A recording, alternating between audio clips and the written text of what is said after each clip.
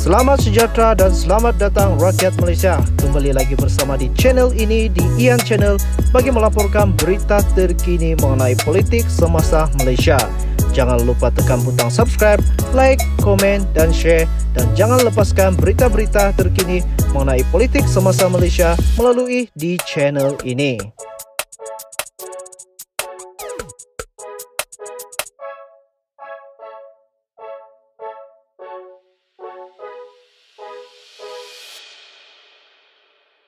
Sejahtera rakyat Malaysia, sekali lagi bersama di channel ini bagi melaporkan berita politik semasa Malaysia. Berita terkini yang bertajuk UMNO tiada pilihan selain pecat adun sokong Haji J, kata penganalisis. UMNO berada dalam dilema mengenai apa yang perlu dilakukan terhadap 5 ahli Dewan Undangan Negeri parti itu di Sabah yang menyokong Ketua Menteri Datuk Seri Haji J Noor dalam krisis politik negeri baru-baru ini, kata seorang penganalisis.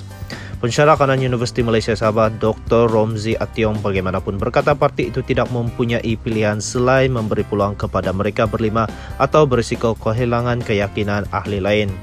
Beliau berkata pemecatan mereka akan mengurangkan bilangan adun Barisan Nasional UMNO Sabah di DUN dan melemahkan parti itu.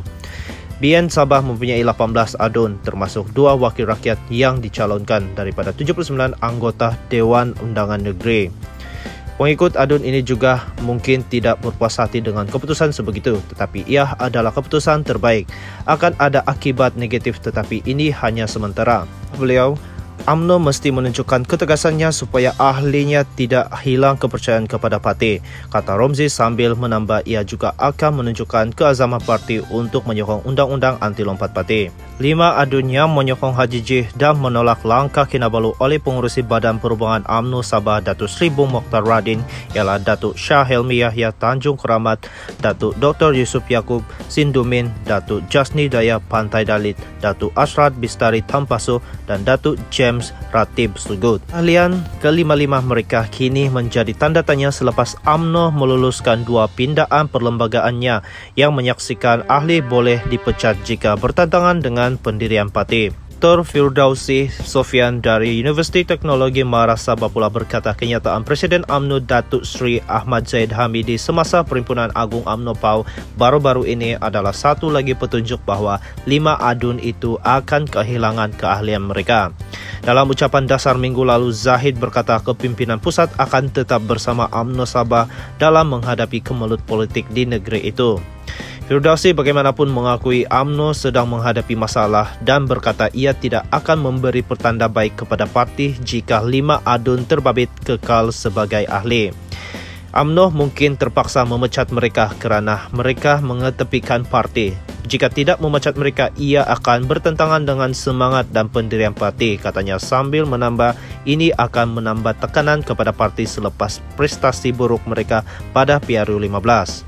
Pada 9 Januari lalu, kelima-lima adun terbabit dilaporkan berkata mereka sanggup dipecat. Sokongan mereka membolehkan Haji J yang juga pengurusi Gabungan Rakyat Sabah JRS kekal sebagai Ketua Menteri dan terus menerjui Kerajaan Sabah. Semalam, Shah Helmi mengulangi bahawa beliau bersedia menghadapi akibat kerana bertentangan dengan keputusan parti itu dengan berkata beliau akan menyerahkan nasibnya kepada UMNO. Ratib pada hari yang sama menyatakan pendirian yang sama.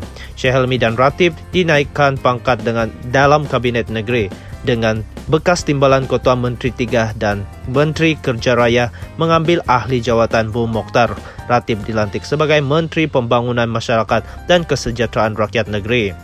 Di luar PAU, baru-baru ini Bung Mokhtar berkata nasib mereka berlima akan ditentukan tidak lama lagi. Bagaimanapun katanya mereka masih belum dirujuk kepada lembaga disiplin UMNO kerana proses tertentu perlu diselesaikan terlebih dahulu. Dan itulah berita politik semasa Malaysia. Teruskan bersama di channel ini bagi mendapatkan berita-berita politik yang akan datang. Terima kasih.